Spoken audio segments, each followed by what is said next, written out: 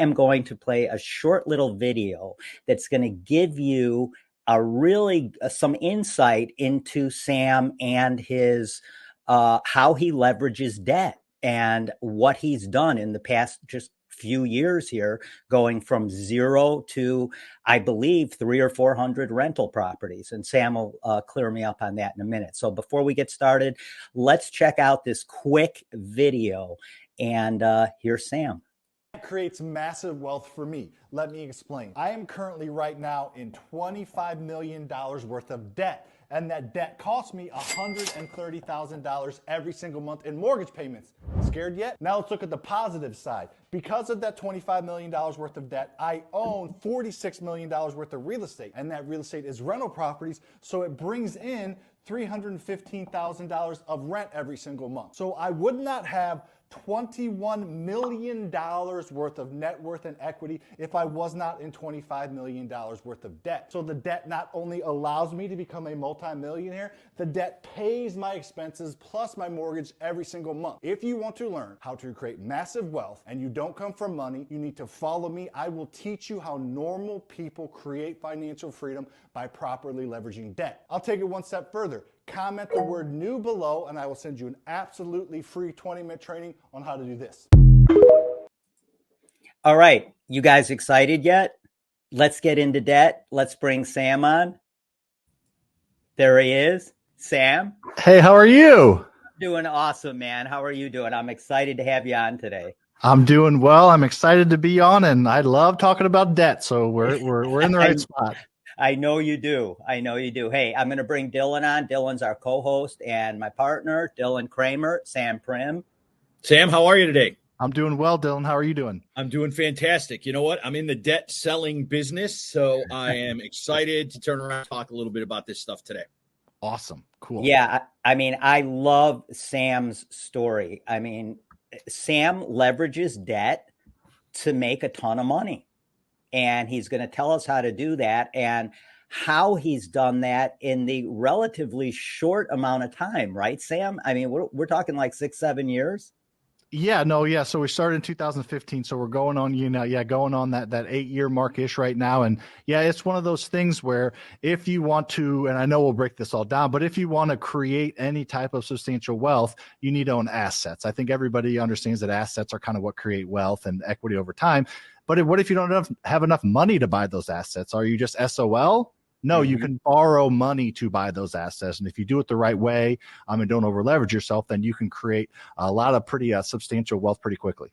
Yeah, absolutely. So when did you, let's go back in time and let's take a look at Sam before he ever got into this. What were you doing? What was that aha moment that, made you say, hey, you know what? I'm going to go into real estate. I'm going to use other people's money.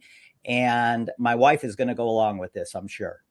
It did. None of it worked how you said, but I'm going to put in the pieces together, especially that last part.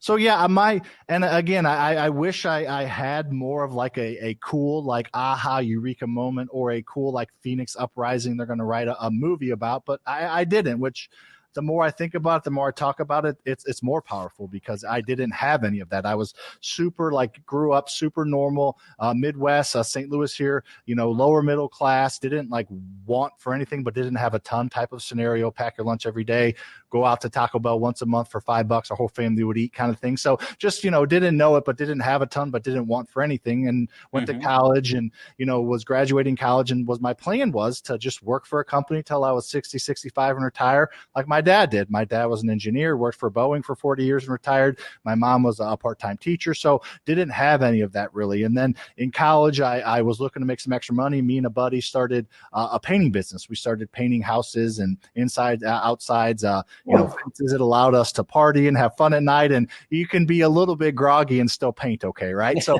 we were able to have fun and make a little bit of money. So that kind of started that entrepreneurial gene in me, I think. And then I playing sports and I had that competitive gene. And then I went into the quote unquote real world and I got a job and was selling Caterpillar construction equipment. Good job, good company.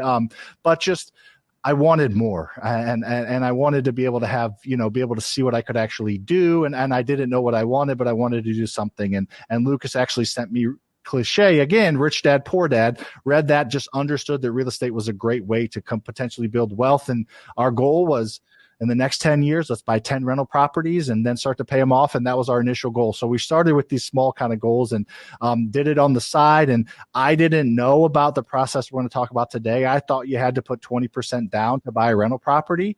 So I didn't have 20% down to buy a rental property. So my plan was to flip a house, take the profit, and put that 20% down on the rental property. And I learned about this process we're going to talk about today, and everything kind of ballooned from there. So it started from just kind of one little step and thought process at a time. It wasn't like, oh my gosh, I want to own $1 billion in real estate. It was just know what's the next thing I could do to give me and my family a little more financial security. And then to round out the long-winded answer we can dig into a little more is I just did it, and I didn't communicate well with my wife, and it caused some friction. And I had to end up doing PowerPoint presentations for her for about 3 or 4 months with her to show her what I was doing. So I'm hard-headed, and I learned, and I communicated via PowerPoint.